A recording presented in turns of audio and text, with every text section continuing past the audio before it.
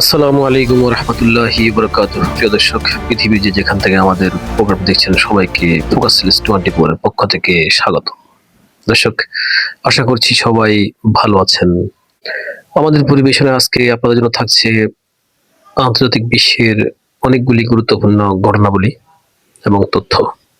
সর্বপ্রথম আপনাদের সাথে যে তথ্যটি শেয়ার করব তা হলো বর্তমানে সারা পৃথিবীতে যে একটি চুক্তি নিয়ে সারা পৃথিবীর সমস্ত শক্তিধর রাষ্ট্রগুলো কিন্তু খুব চিন্তায় আছেন এবং কি হচ্ছে চুক্তির ভবিষ্যৎ এবং এই চুক্তি আসলে কোন দিকে যাচ্ছে।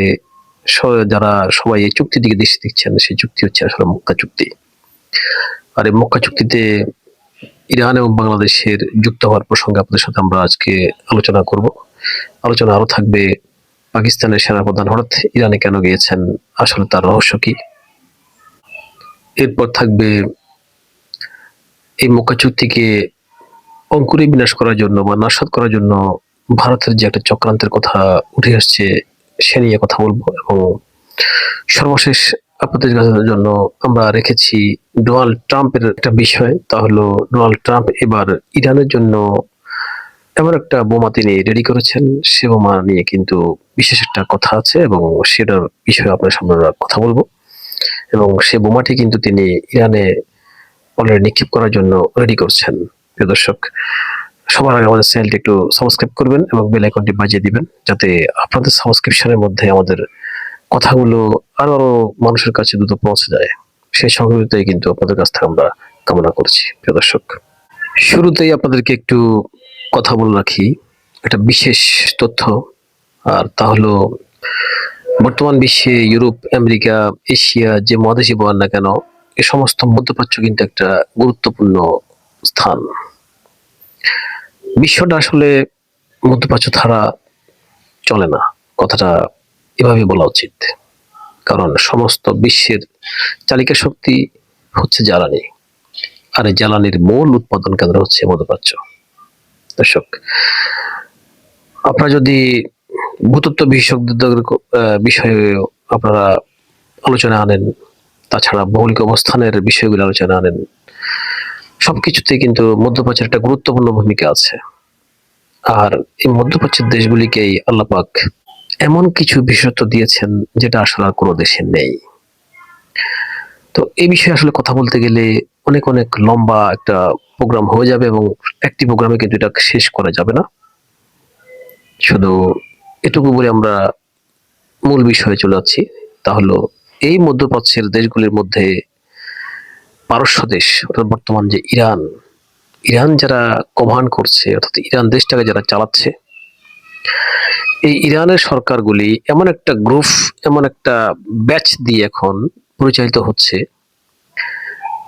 যেই ব্যাচটির আসলে তাদের প্রজ্ঞা, তাদের অভিজ্ঞতা, তাদের সাহস, তাদের বিচক্ষণতা কিন্তু সারা পৃথিবীকে নাড়া দিয়ে দেয়। এমন একটা দক্ষ এই গ্রুপ ইরানে এখন আল্লাহ পাক এই ইরান বা পারস্য দেশটাকে পরিচালনা করার জন্য সেটিং করে দিয়েছেন, যে সেটিংটা আসলে পুরো পৃথিবীর সাথে তারা কূটনীতিতে বলেন, রাজনীতি বলেন, সাহসিকতা বলেন, তারা কিন্তু শীর্ষস্থান দখল করবে বলে বিশ্লেষকদের মতামত। প্রিয় দর্শক, এবার আসুন যে এই ইরানের যেই গ্রুপটি এখন দেশ পরিচালনা করছে, তাদের মধ্যে বেশ কয়েকজন নাম আমি আপনাদের কাছে বিভিন্ন সময় বিভিন্ন প্রোগ্রামে আমি উল্লেখ করেছি। স্পিকার বাকের গালিবাফ এবং এর পররাষ্ট্র মন্ত্রী আব্বাস আরাকচি, এরপরে বর্তমান যে আইআরজিসির যে দায়িত্বে আছেন মোহসেন রেজাই, এভাবে আরো অনেক প্রায় শতাধিক ব্যক্তি আছেন যাদের নাম হয়তো কখনো মিডিয়াতে আসেওনি। তারাও কিন্তু ইরানের এই সরকার অর্থাৎ এই দেশটি বর্তমানে যেভাবে পরিচিত হচ্ছে, এটা সবচেয়ে দক্ষ এবং বিচক্ষণ কিছু লোক দ্বারা এই দেশটা এখন পরিচালিত হচ্ছে। তারা খেলছে কূটনীতির মাঠে, তারা খেলছে রাজনীতির মাঠে, তারা খেলছে একই সাথে যুদ্ধের মাঠে। কোনো দিক দিয়ে তাদেরকে আপনি বেকায়দায় ফেলার বা পরাস্ত করার কোনো অবকাশ নেই, কোনো পথ নেই। দর্শক, এই বিষয়টা কিন্তু আমাদের ভাবনা নয়। এই বিষয়টা নিয়ে ভাবছে যারা পৃথিবী নিয়ে গবেষণা করেন, যারা পৃথিবীর রাজনীতি নিয়ে যারা সবসময় তাদের গবেষণা চলে, যারা পৃথিবীর অর্থনীতি নিয়ে যারা চালাচালি করে, পৃথিবীর সমস্ত মিডিয়াগুলো সবকিছু সবার দিকে আপনি যদি সব সেক্টর থেকে যদি তথ্যটা নেন তাহলে কিন্তু একই তথ্যটাই বেরিয়ে আসবে। দর্শক, এবার আসছি এই মক্কা চুক্তির কথায়, যে আসলে এই চুক্তির দিকে সারা পৃথিবী এখন তাকিয়ে আছে কেন? এমন একটা সময় মক্কা চুক্তিটা হচ্ছে যখন মার্কিন যুক্তরাষ্ট্র তাদের সামরিক সরঞ্জাম মধ্যপ্রাচ্য থেকে আস্তে আস্তে গুটিয়ে নিচ্ছে।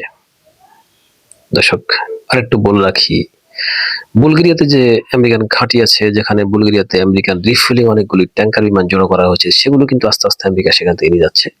তার কারণ তারা টের পেয়ে গেছে যে ইরানের মিসাইলের রেঞ্জ বুলগেরিয়ার ওই সামরিক ঘাঁটিতেও কিন্তু ক্যাপচার করবে।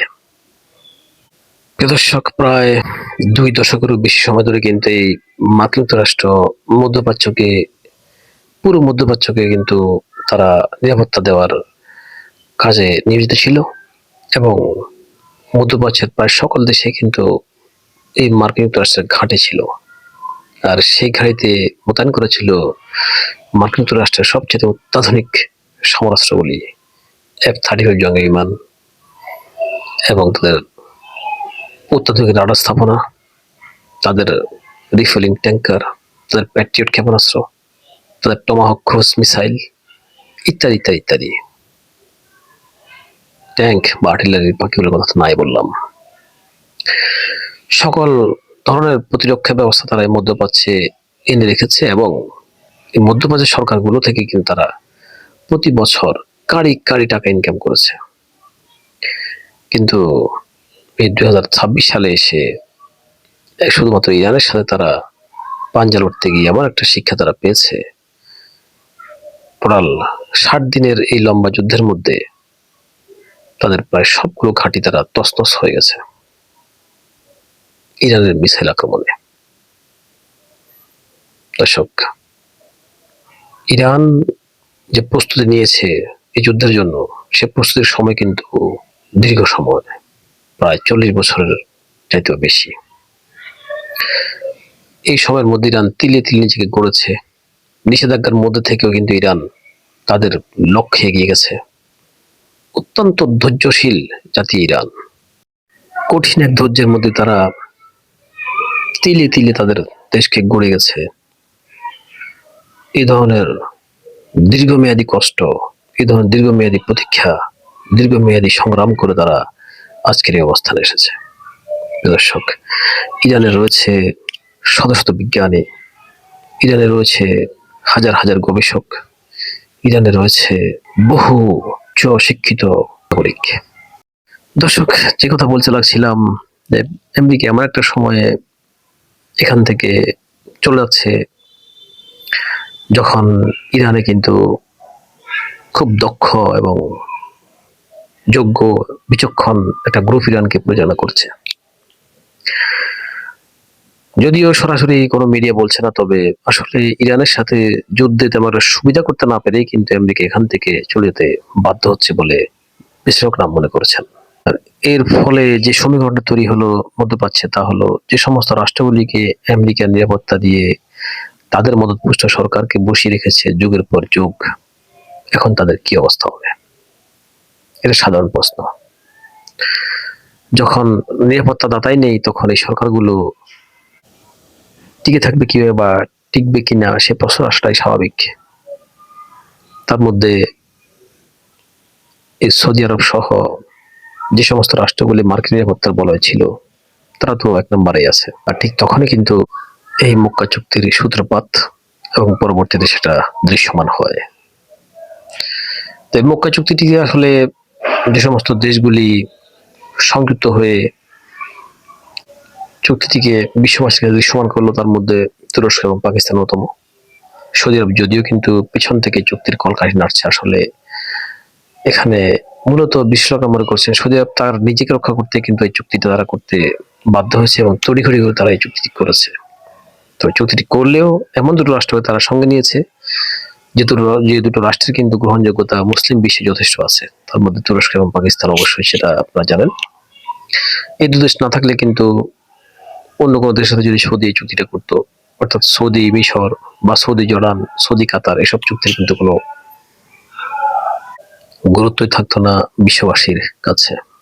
এই মক্কা চুক্তিটি দৃশ্যমান হওয়ার সাথে সাথেই এই মক্কা চুক্তিটি সম্পন্ন করার পরে কিন্তু মাস্টার মাইন্ড এরদোয়ান এবং তার বিচক্ষণ পররাষ্ট্রমন্ত্রী হাকান ফিদান শুরু করেছেন এমন কিছু ব্যবস্থাপনা তারা নিচ্ছেন, যাতে মুসলিম বিশ্বের অন্তত নামকরা দেশগুলো, অবদান রাখার মতো দেশগুলোকে নিয়ে তারা একটা বিশাল চুক্তি করার বা একটা সংগঠন তৈরি করার চেষ্টা করছেন ন্যাটোর আদলে।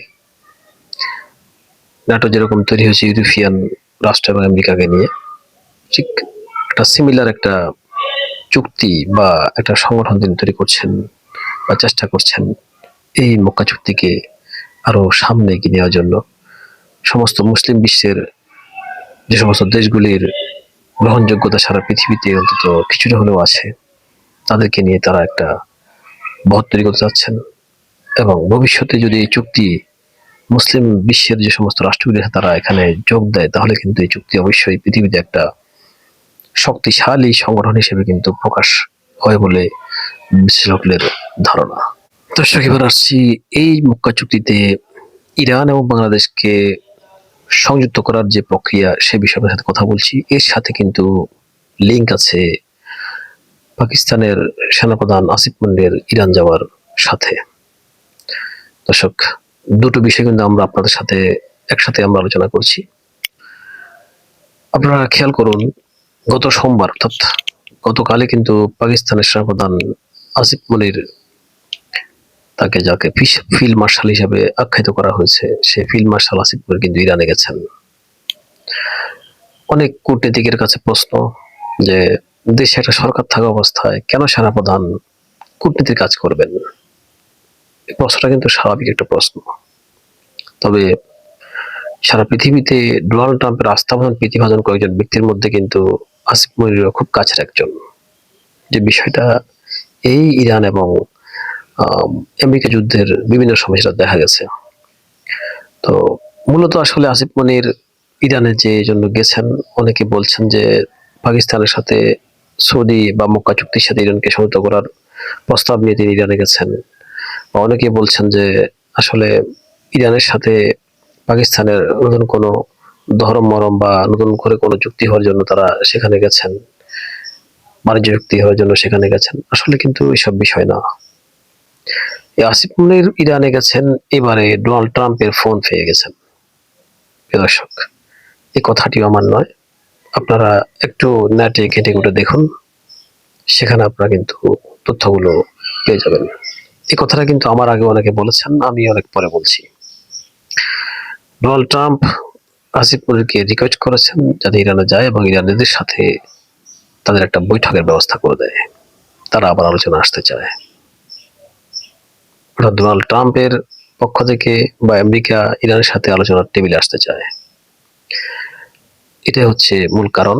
আর আসিফ মনির এই বক্তব্য, এই বার্তা নিয়ে, মেসেজ নিয়ে কিন্তু ইরানে গেছেন এবং ইরানের সরকারে যারা দায়িত্বে আছে তাদের সাথে কথা বলছেন।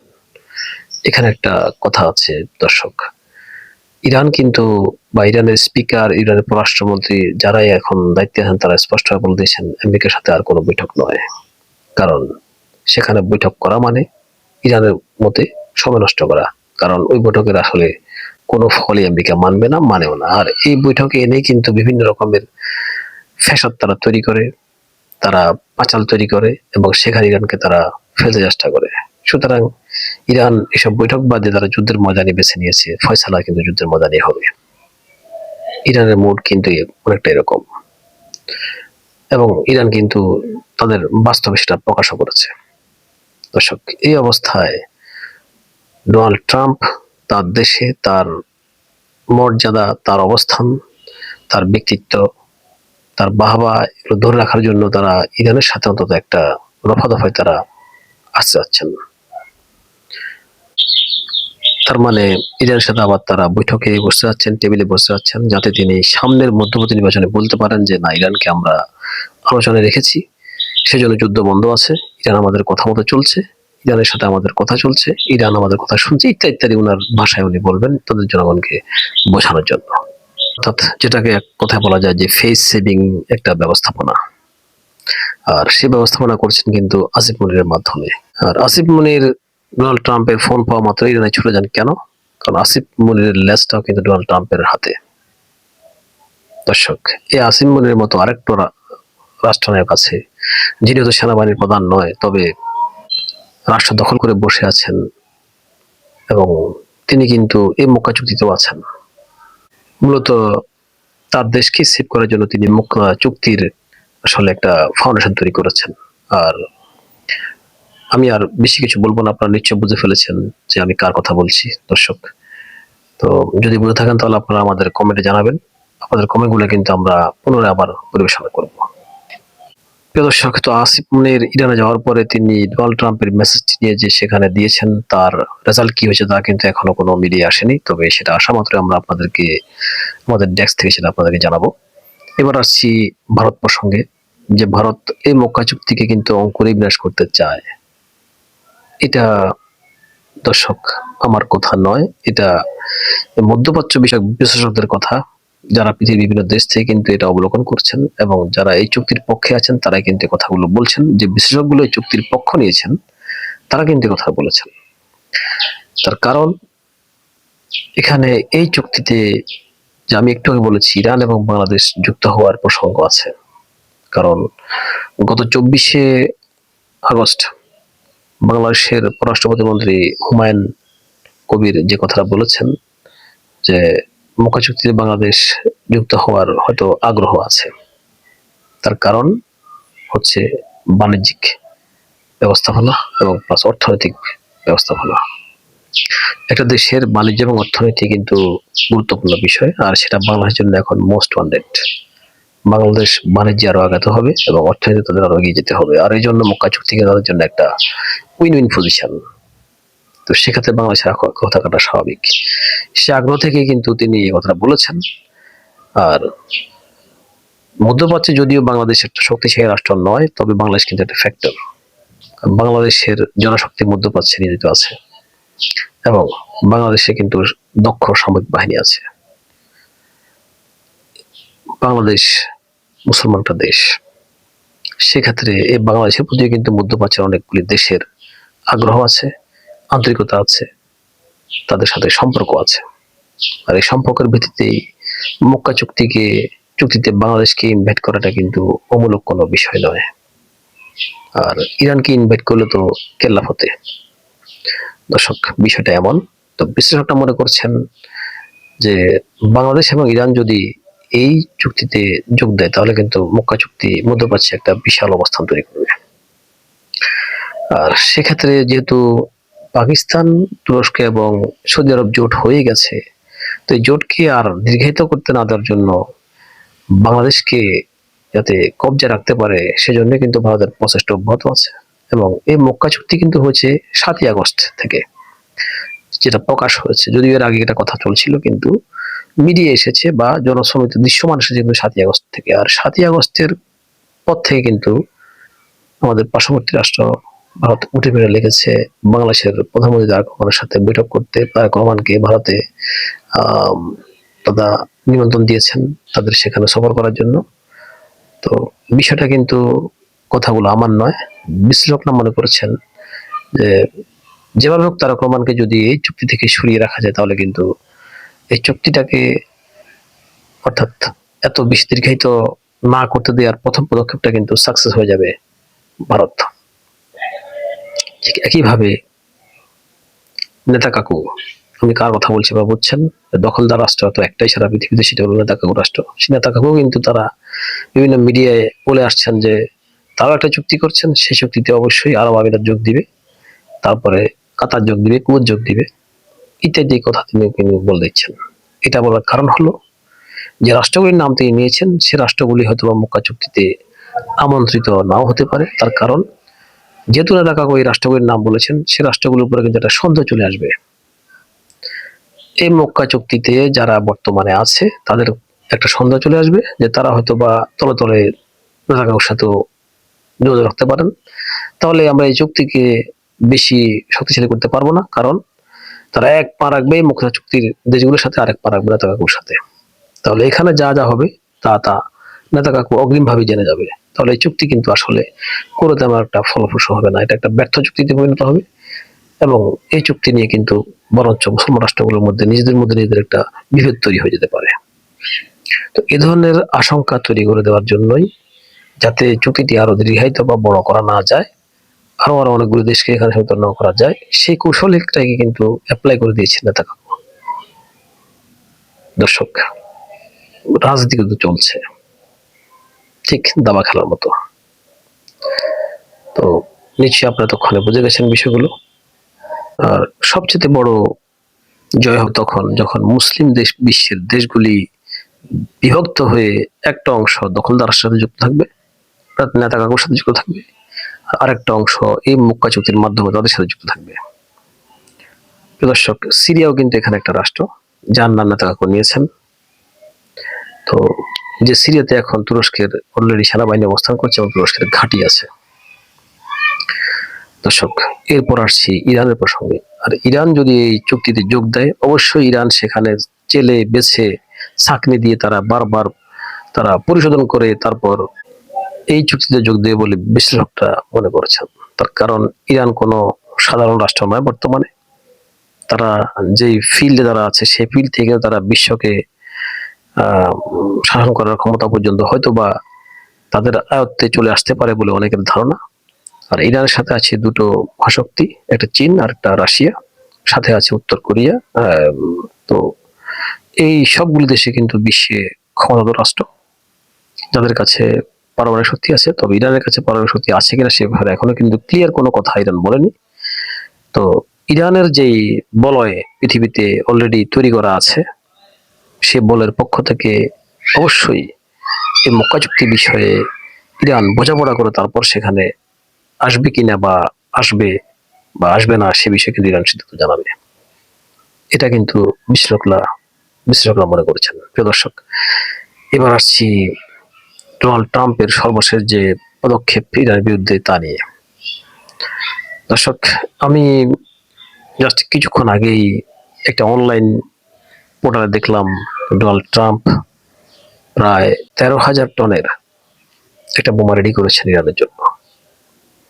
তার মানে আপনার আগের সেই একই স্টাইলের রাজনীতি তিনি করছেন।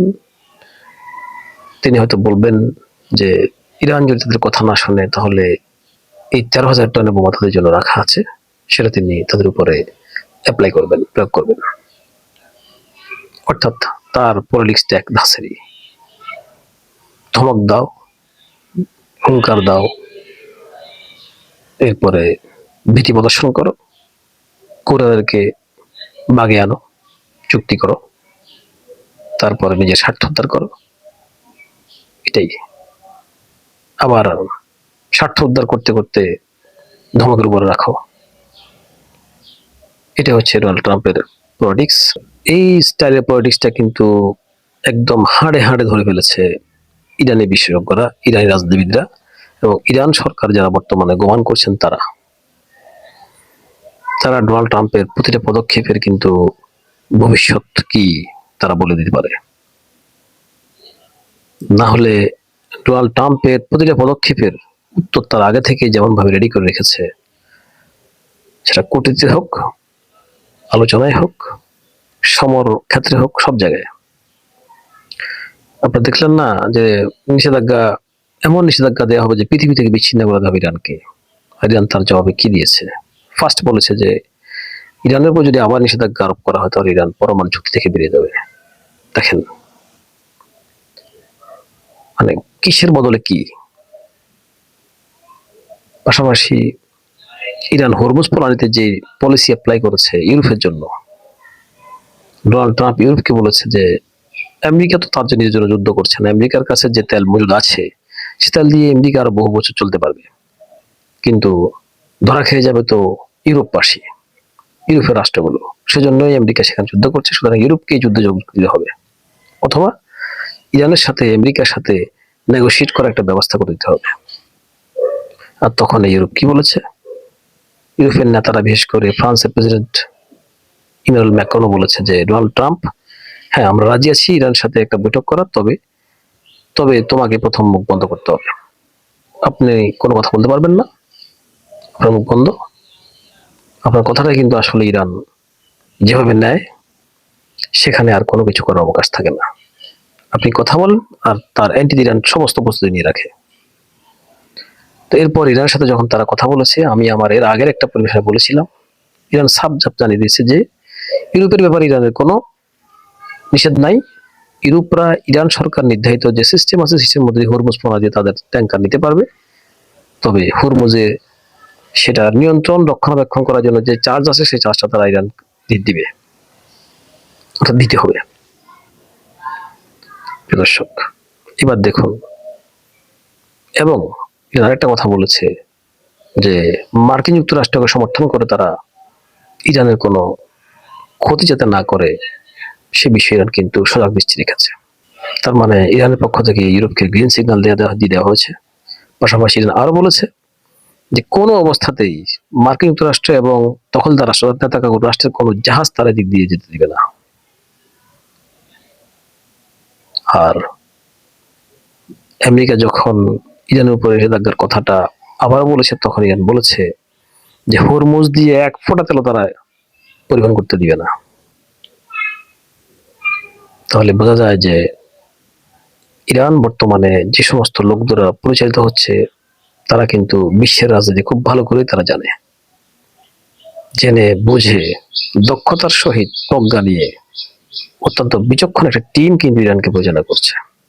প্রিয় দর্শক, আজ পর্যন্তই। সামনে আরো নতুন কোন তথ্য যদি আমরা পাই, সাথে সাথে সেটা আমাদের ডেস্কে নিয়ে আসবে এবং আপনাদের জন্য আমরা সেটা পরিবেশন করবো। ততক্ষণ পর্যন্ত আমাদের সঙ্গে থাকুন এবং চ্যানেলটি আবারও সাবস্ক্রাইব করার জন্য অনুরোধ করছি। আপনারা আমাদের চ্যানেলটি সাবস্ক্রাইব করবেন এবং বেল আইকনটি বাজিয়ে দিবেন, যাতে আমাদের কথাগুলো আরো দর্শকের কাছে দ্রুত পৌঁছে যেতে পারে। আজ আর নয়, ধন্যবাদ সবাইকে, ভালো থাকবেন সবাই।